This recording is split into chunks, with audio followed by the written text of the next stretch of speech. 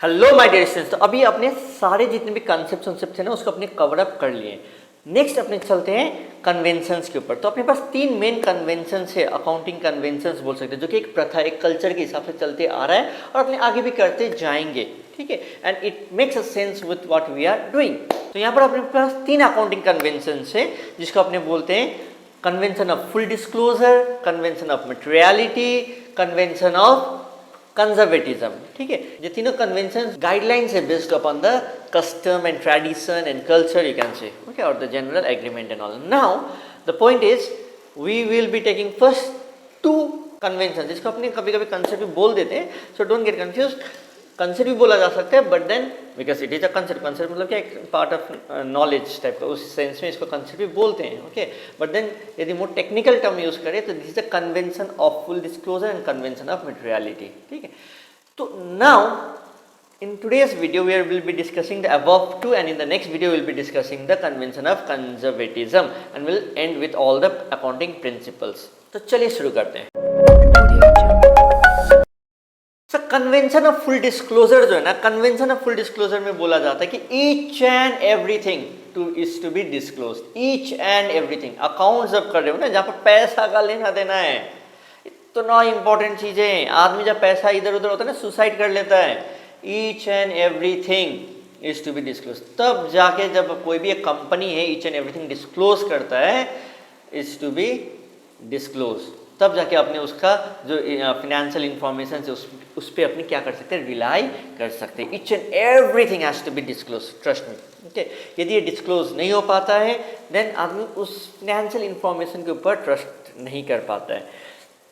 जैसे कि रिसेंटली एक शारदा कंपनी का स्कैम हुआ, वो सारा चीज छिपा छिपा के रखा हुआ था, तब जब बाद में भांडा फूटा, जब बाद में डिस्क्लोज हुआ, मालूम चला, तो सारे शेयर होल्डर्स के पैसे डूब गए। वैसे कि बहुत सारे कंपनीज है जो कि ऐसे बर्बाद कर देते हैं। ठीक है, डिस्क्लोज ही नहीं करते चीज़ों को। सो डिस्क्लोज नहीं करने के कारण वो लोग क्या करते हैं, जो नेट प्रॉफिट, जो फिनेंशियल स्टेटमेंट जो प्रोवाइड करते हैं, वो सारे मिसलीड करते हैं।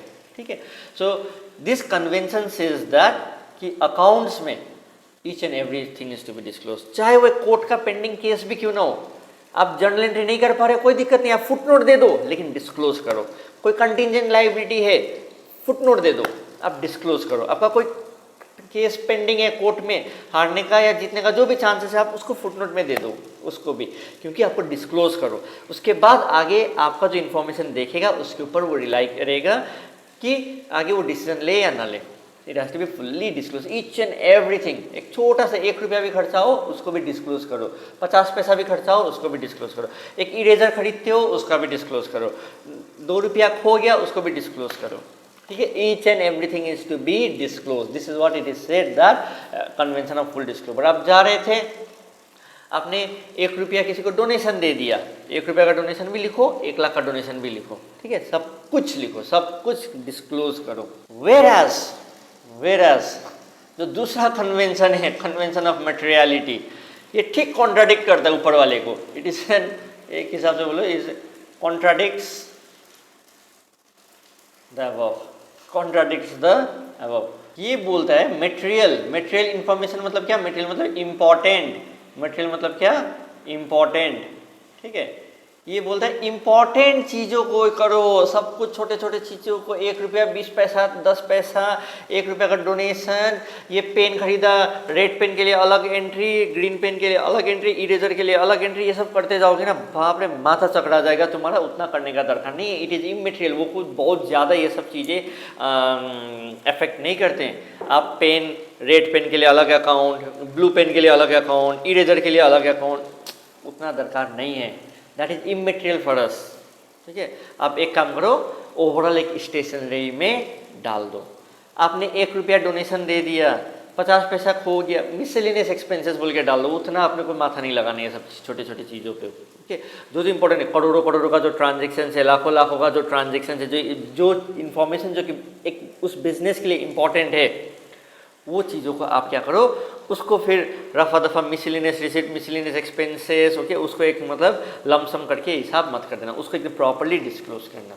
ठीक है, तो contradicts the above convention, records the material information and ignores the immaterial one. समझ में आया? तो काफ़ी सिंपल सा बात है। इमेटेरियल मतलब इमेटेरियल है, मेरे लिए ये रेड पेन ग्रीन पेन उतना कोई इंपॉर्टेंट नहीं है। तो आप क्या करते हो, ओवरऑल एक स्टेशनरी अकाउंट के अंदर आप क्या कर दो, उसको प्रिंटिंग एंड स्टेशनरी अकाउंट के अंदर डाल दो। ठीक है, तो हो गया। प्रिंटिंग एंड स्टेशनरी बीच में 10,000 20,000 का खर्चा हुआ, वो अपने समझेंगे। रेड पेन 20 रुपया का, इरेजर पर 2 रुपया का, फिर डस्टर इतना रुपया का, उतना दरकार नहीं है। इंपॉर्टेंट इन्फॉर्मेशन को ही थोड़ा सा इज्जत दो जो कि बिजनेस में अफेक्ट करते हैं।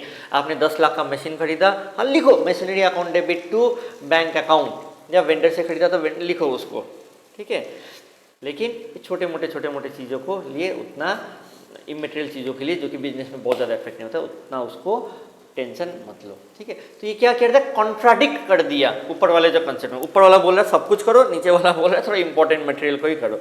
इनफैक्ट अपने अकाउंट्स में it is not possible to disclose each and everything. कहीं ना कहीं अपने कोशिश करते हैं कि हर एक चीज़ को डिस्क्लोज करें, लेकिन इतना वॉल्यूमनेस ट्रांजेक्शन, इतना वॉल्यूमनेस अकाउंट्स करके कोई फायदा नहीं है। इसलिए अपने एक दूसरा कन्वेंशन को भी फॉलो करते हैं, दैट इज मटेरियल।